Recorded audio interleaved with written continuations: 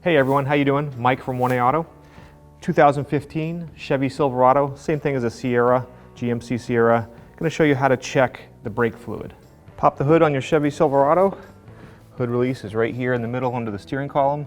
And then as you look at the truck, just go slightly to the left here.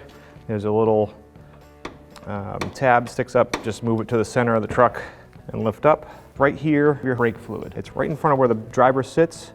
And you can see the reservoir, very easy. If you need to, wipe it off. You can see that there's an arrow with a minimum sign on it and an arrow with a maximum sign, and you want to fill it somewhere in between there. Fill cap's right on top.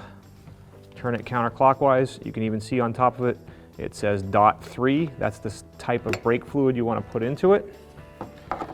And then you can see here, I have some .3 brake fluid, and we're just going to add that to it until we're between those two lines.